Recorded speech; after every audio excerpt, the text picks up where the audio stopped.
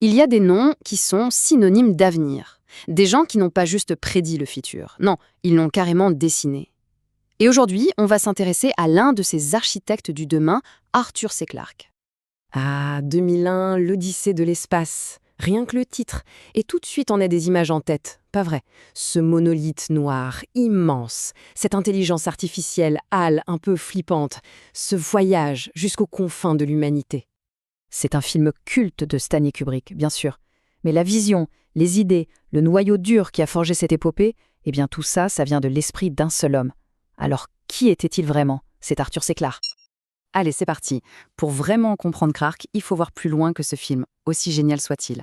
On va découvrir l'homme qui a littéralement imaginé notre monde. On pourrait vite le ranger dans la case auteur de science-fiction, et voilà. Mais ce serait une grosse erreur. Clarke, c'était tellement plus que ça. Futurologue, inventeur, même explorateur sous-marin, oui. Et ce n'était pas qu'un hobby, hein. Ces plongées dans les fonds marins ont nourri son imagination pour explorer les profondeurs de l'espace. Et puis, il faisait partie de ce qu'on appelle les trois grands de la SF, avec Isaac Asimov et Robert Heinlein. Le top du top, quoi. Mais alors, qu'est-ce qui rendait ces visions si crédibles, si puissantes? Eh bien, c'est qu'elles n'étaient pas juste des délires. Non, elles étaient ancrées dans la science, dans le réel. Son histoire, elle ne commence pas dans les étoiles, mais sur les champs de bataille de la Seconde Guerre mondiale. Pendant la guerre, il est dans la Royal Air Force. Son job? Spécialiste radar. Un boulot super technique, crucial pour le système d'alerte. Et c'est cette expérience très concrète qui va tout changer. Juste après la guerre, en 1945, bim, il publie son concept de satellite de communication mondiaux. Hallucinant. Ce n'est qu'après, en 1951, qu'il devient écrivain à plein temps. Et quelques années plus tard, en 1956, il part s'installer au Sri Lanka, où il restera toute sa vie. Revenons un peu sur cette idée de 1945, parce que là, on ne parle plus de fiction. C'est peut-être sa contribution la plus concrète, la plus révolutionnaire à notre monde aujourd'hui. Le concept, c'est celui du satellite géostationnaire. Alors, c'est quoi ce truc? C'est simple en fait. C'est un satellite qui tourne autour de la Terre à une altitude et une vitesse bien précises, si bien qu'il suit parfaitement la rotation de la planète. Et le résultat? Vu d'en bas, il a l'air complètement immobile dans le ciel. C'est le point fixe parfait pour envoyer et recevoir des signaux.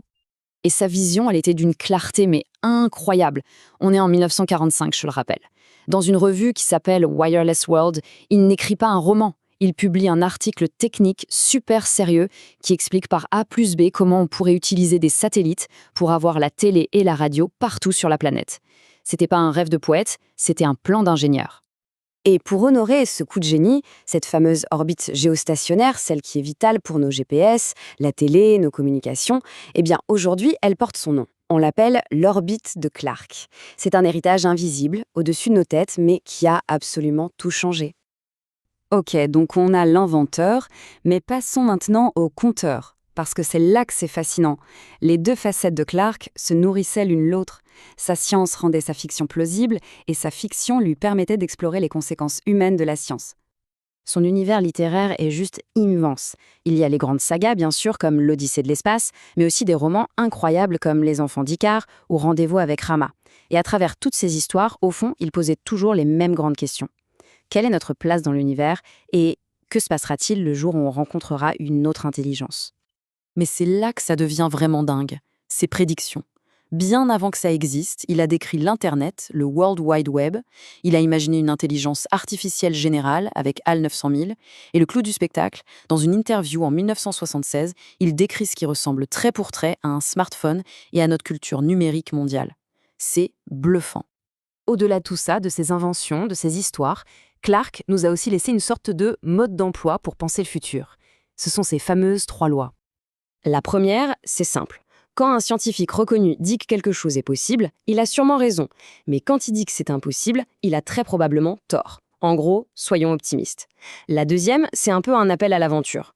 La seule façon de trouver les limites du possible, c'est d'aller voir un peu dans l'impossible. Faut oser, quoi. Et la troisième, la plus connue, toute technologie suffisamment avancée est indiscernable de la magie. C'est tellement vrai. Pensez-y une seconde. On a une petite boîte dans la poche, on lui parle et elle nous donne accès à tout le savoir humain. Il y a 100 ans, c'était de la pure magie. Aujourd'hui, c'est notre quotidien. Et ça nous amène à une dernière question, pour la route. Si on prend la première loi de Clarke au mot, quelles sont les possibilités folles que les scientifiques nous décrivent aujourd'hui et qu'on devrait peut-être écouter un peu plus attentivement?